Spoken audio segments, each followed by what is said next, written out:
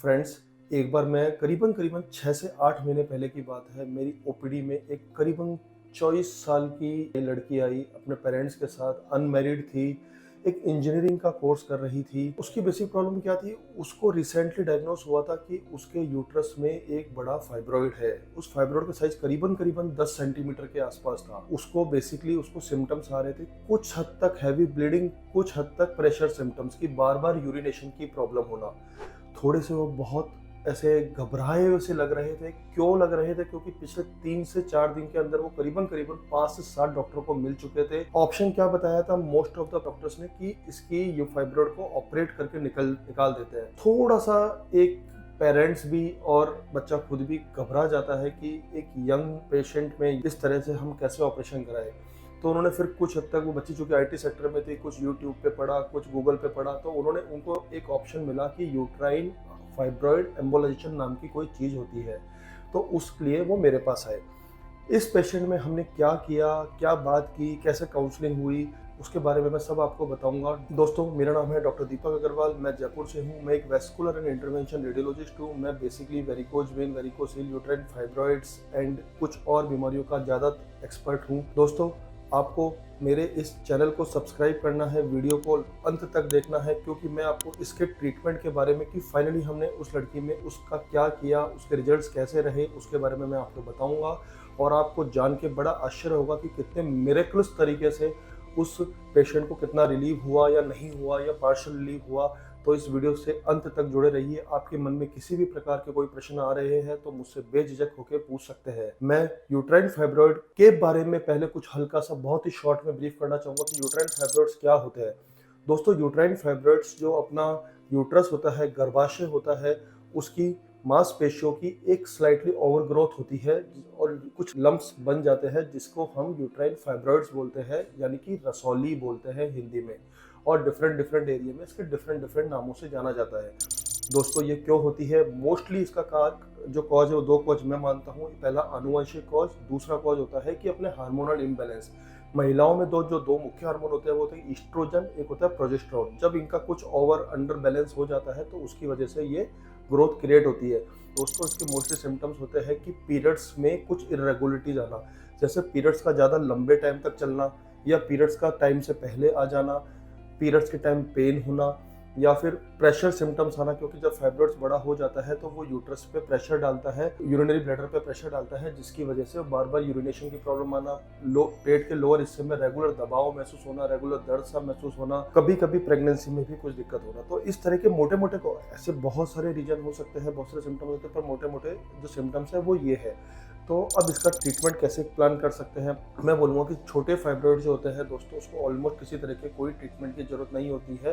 Fibroids को लेके घबराने की बिल्कुल जरूरत नहीं होती है। फाइब्रॉइड्स मोस्टली एक नॉन कैंसरस कंडीशंस है। ट्यूमर वर्ड यूज किया जाता है, बट ये बिनाइन ट्यूमर, मतलब ये कैंसरस नहीं होते हैं मोस्ट ऑफ द टाइम। ये जरूर है कि जिन मरीजों को सिम्टम्स है तो उसमें हम सबसे पहले मेडिकल मैनेजमेंट, यानी कि कुछ दवाइयों से ही इसको ठीक करने की कोशिश की जाती है। लेकिन जैसे ही अगर सिम्टम्स आपको ज़्यादा है और कुछ ऐसे सिम्टम्स है जो कि आपको मेडिकल मैनेजमेंट से भी आपके रिलीव नहीं हो रहे हैं, तो आपके पास कुछ और ऑप्शंस आते हैं। पहला ऑप्शंस आता है ऑपरेटिव ऑप्शंस। ऑपरेटिव ऑप्शंस में सबसे पहला ऑप्शंस है मायोमेक्टोमी, जिसमें कि हम यूट्रस में से इस गार्ड को निकाला जाता है। बट मैं फिर ये बोलूँगा कि इस ऑप्शन में ultimately it is operation basically.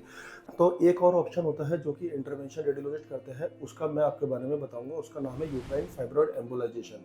Uterine fibroid embolisation में क्या करते हैं, बहुत ही बेसिक सा कंसेप्ट है, समझने की कोशिश करिएगा। या तो हाथ की नस के थ्रू या जांग की नस के थ्रू हम यूट्रस की जो नस होती है उसके अंदर जाते हैं।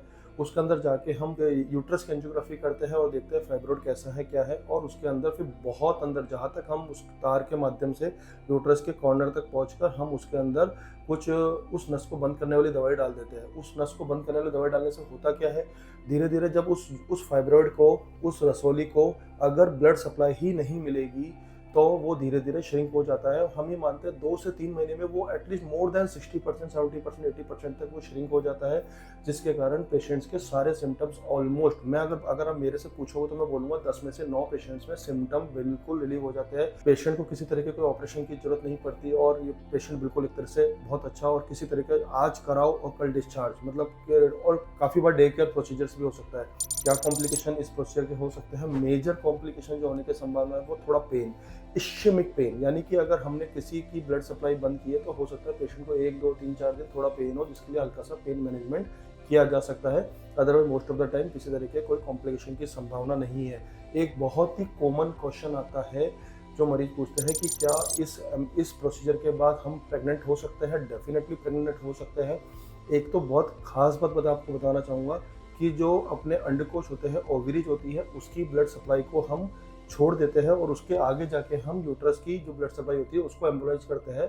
प्रेगनेंसी में 99.5% किसी तरह के कोई इशू नहीं है, तो आप प्रेग्नेंट आराम से हो सकते हैं। इस प्रोसीजर में क्या फ़ायदे हैं? इट इज़ आप सोचिए कि कितना शॉर्टर स्टे है, कोई भी किसी तरह की चीरा-फाड़ी नहीं है, कोई टाका-पीटी नहीं है, एक भी कट नहीं लगा, पेशेंट को शॉर्ट रिकवरी टाइम है, सब इंश्योरेंस में कवर होता है, पेशेंट अगले दिन अपनी रूटीन एक्टिविटी रिज्यूम कर सकता है, किसी तरह का कोई स्कार मार्क नहीं आया, किसी तरह के कोई इन्फेक्शन की संभावना ऑलमोस्ट ना के बराबर है, किसी तरह की ब्लीडिंग की संभावना ऑलमोस्ट ना के बराबर है। अब मैं अपने जहाँ से टॉपिक चालू किया था उसी मुद्दे पर आता हूँ। उस करीबन 24 इयर्स जो ओल्ड गर्ल थी उसका हमने क्या किया? उसके फादर मदर काफ़ी एप्रीहेंशन में थे, काफ़ी घबराए हुए थे, तो हमने उनको पहले तो रिलैक्स किया कि देखिए ऐसा कोई घबराने की बात नहीं है, आप मायोमेक्टोमी वाले ऑप्शन की तरफ भी जा सकते हो, आप यूट्राइन फाइब्रॉइड एम्बुलेशन की तरफ भी जा सकते हो। मेरी एक काउंसलिंग करने का एक और तरीका है कि मैं ये बोलता हूँ कि चलिए आप यूट्राइन फाइब्रॉइड एम्बुलेशन कराइए। मैं बोलता हूँ कि चलिए माइट भी पॉसिबल हो कि आपको उतना अच्छा रेस्पॉन्ड नहीं आया जितना कि मैं उम्मीद कर रहा था, तो सर्जरी तो हमेशा एक ऑप्शन बना ही रहेगा।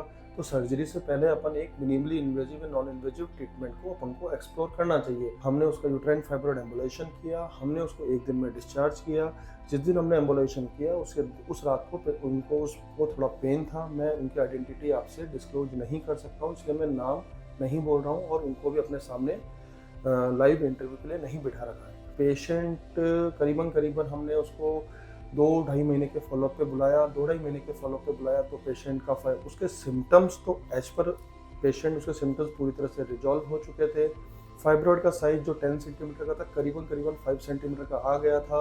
अभी अब हमारे पास 1-1.5 महीना और था जिसमें फाइब्रॉइड का साइज और श्रिंक होने की संभावना थी। हमारा काम होता है बेसिकली अवेयरनेस क्रिएट करना। मैं आज आपको भी यही बोलता हूँ कि आप मतलब इस अवेयरनेस कैंपेनिंग में मैं चाहता हूं कि मैं अकेला नहीं रहूं। मैं बोलता हूं कि अगर आप 10 लोगों तक पहुंचाते हो और 2-3 लोगों को भी, एक बंदे को भी इससे फायदा होता है, तो आपने तो आपके जीवन में तो एक बहुत अच्छा काम कर लिया। मेरे इस चैनल को सब्सक्राइब करिए ताकि मेरे को भी मोटिवेशन मिलता रहे और बाकी जनता को भी आपसे सपोर्ट मिलता रहे और आपके भी रिसेंट वीडियोस की नई इन्फॉर्मेशन आती रहे।